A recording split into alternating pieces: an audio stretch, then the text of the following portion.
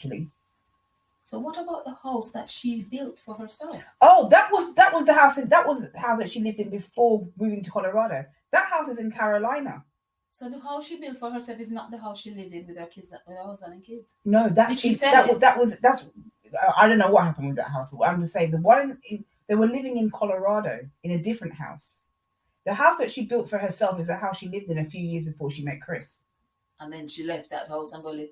Yeah. So she must have sold it and got some proceeds from it. Well, this is a grey area that I don't even know. I wish I knew more about that, but I just don't know. I was under the impression that that house looked so big. Why would you leave that house to go and get another one? I thought you lived in her house with that house she built. No, I didn't know you didn't know that. No. Oh no, they were living in Colorado, Weld County. It would be interesting to find out what happened with that, because if she sold that house, she'd have gotten some proceeds for it. Yes, but I have no idea what happened with that house. What happened to that? Because the one they lived in, current nice house, very big. Yeah. So that's why I thought. So, moving on from my last podcast and kind of staying in the same lane, and I want to discuss Sandra Ruzek and SANDIE Watts as mothers and how they've been portrayed and perceived, and how people have responded and reacted to both of them. Just comparing the two and, seeing how things have evolved and changed. I've spent the weekend with my mother. She wasn't at her best, and all I wanted to do was be with my mother and get her through this time. Mothers are so important. We only have one mother, and even though my mother is imperfect, she says things that I don't like at times. She does things that I don't like at times. We have very different opinions on how we see the world. And we've got some of the same opinions and likes as well. We've got some similarities too. Sometimes we clash. She's still my mother despite all her imperfections. And I want to thank everybody from the bottom of my heart who left me comments of encouragement and support and love after Dave did his live stream the other day. I was so overwhelmed with, I just felt the love and support of so many people. And I'm actually surprised that I have the support that I have, because I'm a very, very honest person in terms of my podcasts. I've told the truth about everything. And if it's not just the truth, it's about giving you my perspective. I'm very honest, and I'm not afraid to be honest. And that is very, very much important to me. Now, to get to the very heart of what I want to discuss and what I'm speaking about, what I'm leading to, I need to lay out, make it clear what my position is and what I think of this whole case. I'm not on either side of the aisle. I've become very neutral. And, that means that I can't please everybody. And inevitably, I'm not going to please everybody with my opinions, because I'm not on either side. Now, in referring to Dave, he seems very, in his, one of his last live streams, he's saying, why do people believe Chris's second confession and not the first one? Well, the first confession is what Chris's parents want to believe. And I've realized now that they haven't evolved at all from 5 years ago. They still want to project onto Shanann. That is my firm belief.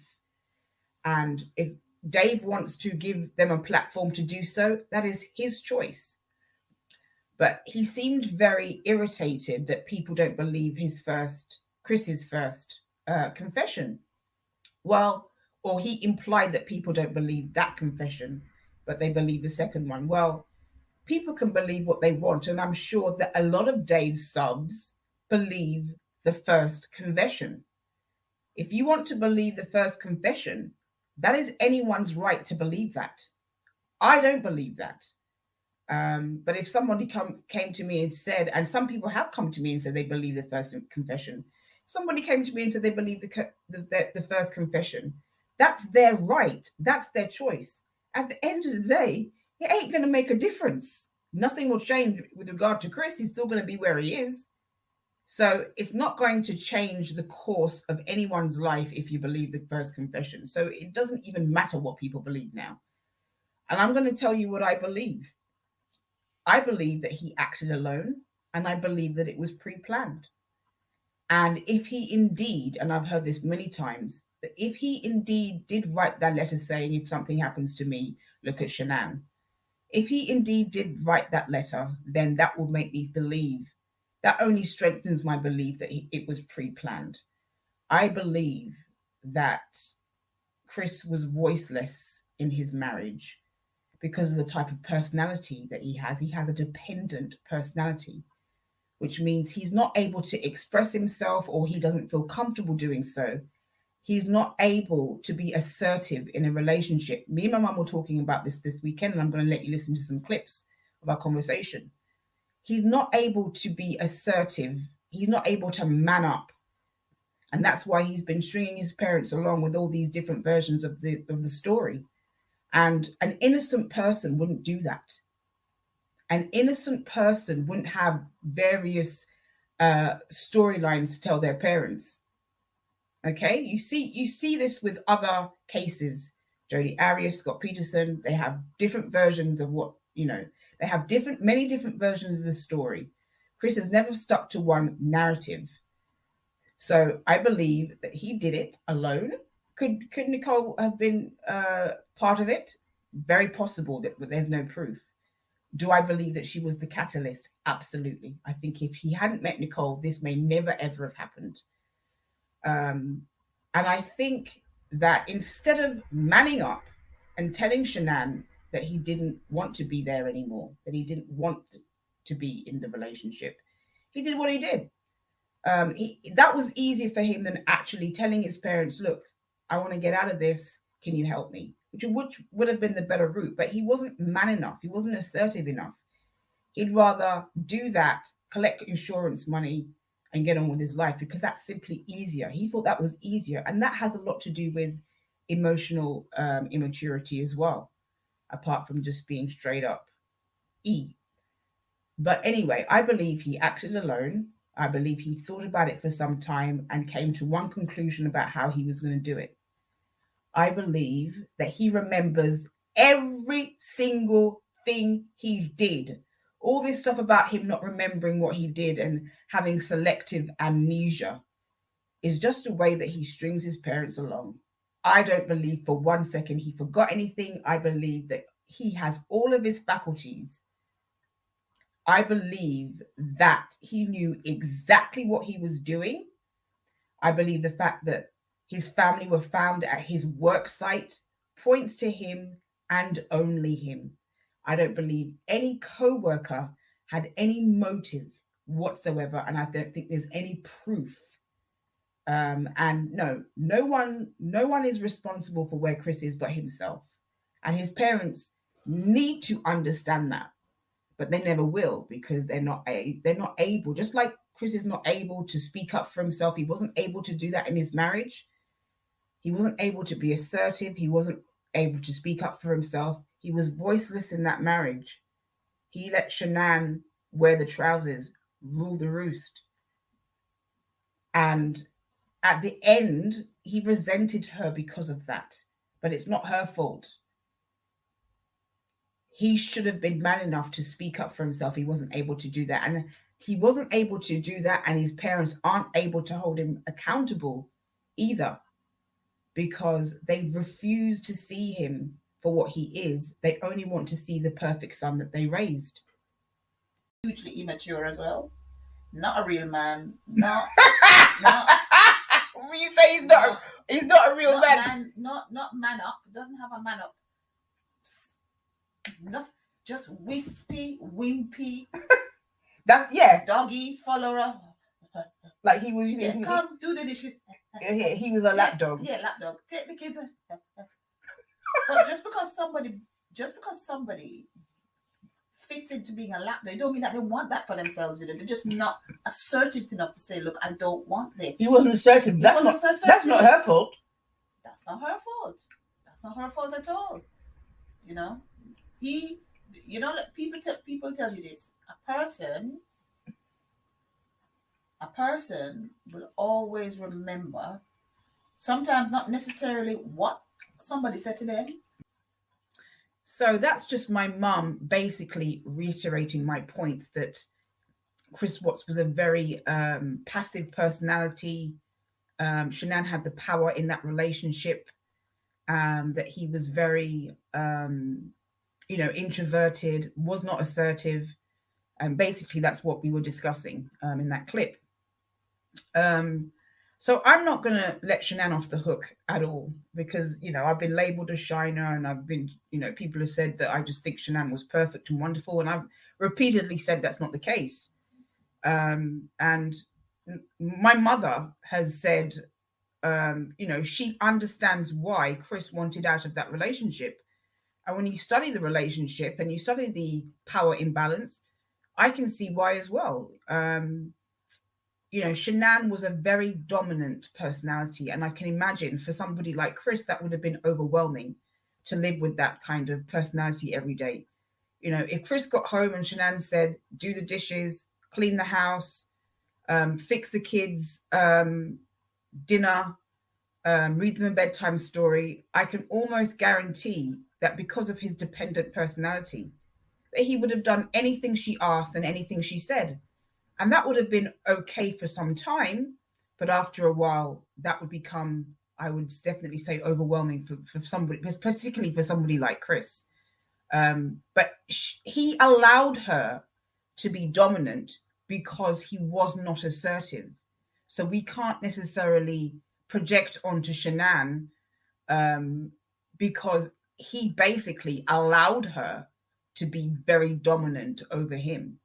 Now, Shanann, she was doing Thrive, she was doing multi-level marketing, and it's obvious that that was not bringing money in. It's obvious that Chris was the main breadwinner. So while she was sitting down doing videos or selling Thrive or whatever she was doing and projecting a very perfect life, which we now know wasn't as perfect as it seemed, he was going out to work every day. He was bringing in the money. And the money that he was bringing in was not enough to cover all the costs. That house was definitely far too much of a spender for them. So on that level, I can also understand why Chris felt the way he did over time and the way he felt festered over time. So I'm not saying that Shanann was perfect in any way, shape, or form. I think her head was in the clouds. I think she was looking for the American dream, and I think that she went the wrong way about it. I think that there was a lot about her that seemed or comes across as very pretentious. I laugh when Dave says that I come across as posh. Dave said I come across as posh and that I'm Mrs. Know-it-all. Well, I don't know everything. And I think this is one of the things with this case is people, they want to find the truth. They want to know. There's this ongoing quest to find the truth. And we'll never know the full truth because Chris is not assertive enough to be honest and upfront with people. So he's always going to keep a lot to himself and we'll never know the full truth, unfortunately. So I don't know the exact scenario of what happened in that house that early morning hours, those early morning hours that Shanann came home. I haven't got a scenario for you. I don't know. I wasn't there. I didn't have a camera. But just because I wasn't there and I didn't see what he did from A to B to Z in that house, it doesn't mean that I can't have my own theory or my own narrative. And I believe he did it all. I don't believe there was anyone else there. I don't believe that there was any kind of snapping. I believe he planned it meticulously and he had no emotion about it whatsoever. It was just he had to get the job done and that's what he did. And because he's not particularly, he might have academic intelligence, he might be good at sports, but he doesn't have common sense. Because if he did have common sense, he wouldn't have done what he did and think that he could get away with it. So, he basically pointed all the fingers in his direction by putting his family where he worked. And to me, that is more than enough that is more than enough for me to say he did it. I might not know exactly what sequence he did it in, who went first, I don't know. But the fact that he wasn't smart enough to find a better place for them to go, and basically he just did second best from putting them in his own back garden, all the fingers point to him. So, Dave, I don't know anything, don't know everything, and I don't pretend to know everything. And I'm more than happy to say I don't know the sequence of events that happened in that house that night or those early morning hours, because I don't have a camera into that. I didn't have a camera into that house. I wasn't there, and I didn't even know who they were at the time it happened. So I don't know the sequence of events of how everything went down, but I'm 100% certain that he alone did it, because he's not smart enough to realize that you can't place your family at your work site and then pretend you don't know where they are, and try to play the good family guy after that. I mean, that's just his, like I said, emotional immaturity. Now, in the very beginning, Sandra Ruzek was presented or portrayed as a very sympathetic person, and a lot of people sympathized with her. I think that's changed a little bit now, not necessarily from my perspective, but as time has gone on, some forms of sympathy have waned. With Cindy Watts, it's the opposite. From the very beginning, I don't think she was portrayed very favorably, and I don't think there was a lot of sympathy for her. And when she did that interview, that one-on-one interview in her home, I personally think she came across very unsympathetic, very entitled,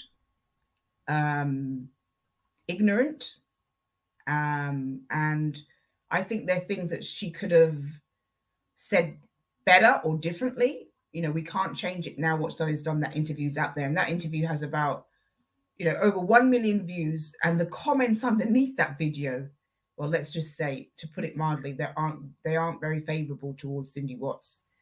But times have changed, and Cindy Watts has gained sympathy. She's become more of a sympathetic figure. A lot of people on Dave's channel, or Dave's side of the aisle, really have sympathy for her and really like her and have shown her a lot of love and respect. Now, personally speaking, I don't think either Cindy or Sandie, neither of them are perfect. They both have imperfections, just like my own mother. And I think we put a lot of, I don't know if I call it pressure, but there is a certain level of expectation that we have of people to be a certain way, act a certain way, and not make any mistakes. Like for example, me, I've been judged for mistakes that I've made since I've started my channel. There's some people that didn't like me at first that like me now. And then there's the opposite of that. There's some people who liked me at first that don't like me now. And that goes for everyone. We can change our minds about people.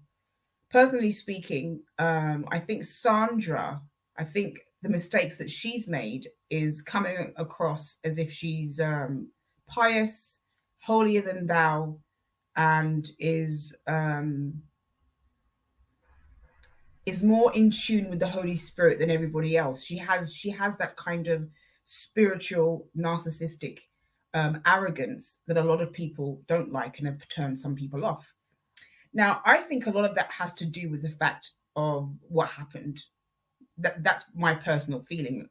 I don't think it's necessarily her being